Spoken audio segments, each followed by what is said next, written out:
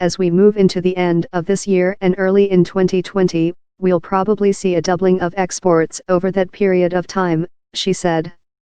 In 2017, Occidental was the largest exporter of crude produced in the Permian oil field of Texas and New Mexico, the largest U.S. oil field, from the U.S. Gulf Coast. Company-level data on exports is notoriously guarded and kept secret. The U.S. Census Bureau declined to provide data, citing a law which protects confidentiality. Occidental stands out among the myriad trading houses, oil producers, and shippers with operations in the Permian, as it currently exports about 300,000 bpd of oil, roughly 10% of U.S. crude exports.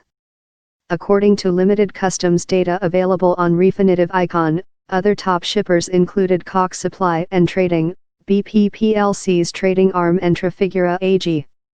Occidental produces significant volumes of oil in the Permian, and its marketing arm buys barrels from other Permian shale producers. In addition, it has contracts for long-term shipments on pipelines and access to storage and export terminals as well. We touch anywhere between 20 and 25% of every barrel that's produced in the Permian Basin, Walker said. Export boom brings opportunity. U.S. oil production has risen by more than 2 million bpd in the last 12 months, also to an all-time high of over 12 million bpd, according to U.S. Energy Department data. Given the country consumes several million barrels more than that daily, many analysts had assumed exports would grow more slowly. That has not been the case. Exports have doubled from the end of 2017, a lucrative opportunity for companies with access to supply and export terminals. Companies are scrambling to build Gulf Coast ports to handle more than 3 million bpd in new supplies expected over the next 5 years. Profits at Occidental's midstream and marketing segment, which includes exports, surged more than 17-fold to $1.9 billion in 2018, excluding items, mostly thanks to moving crude from the Permian to the refining and export hub in the Gulf Coast. As oil retreated to around $50 a barrel, Occident shares ended 2018 down more than 15%, closely tracking the weakness in oil prices. While Occidental cashed in last year, rivals ran into bottlenecks trying to get barrels from Permian to the Gulf Coast for export due to a lack of adequate pipeline access. That caused regional prices to slump, even as the price of U.S. oil futures rose to more than $75 a barrel at one point. The bottleneck has since eased as companies expanded pipelines.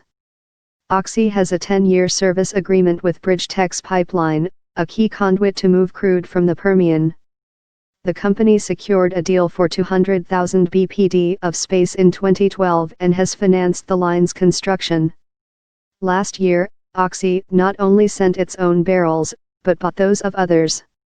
Pioneer Natural Resources Co., a rival Permian producer, sold 17% of their production to Occidental Marketing in 2018, according to regulatory filings. Occidental also bought a massive 34% of the barrels Pioneer buys from other companies. The port partially loaded its first supertanker, Nasiriyah, chartered by Occidental for Europe, in December, which helped slash costs for ship-to-ship transfers, a costly endeavor that has limited U.S. exports because most Gulf terminals are not deep enough to handle the supertankers, known as Very Large Crude Carrier, VLCC, as they can transport 2 million barrels of oil, desired by Asian buyers.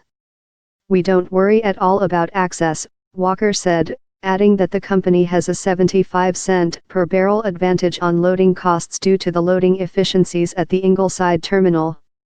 We're trying to get as much to the Gulf and get it out of there, a source at Occidental said. We have the place that is easily accessible, at Ingleside, that really is what they are using to market to these foreign players in Asia.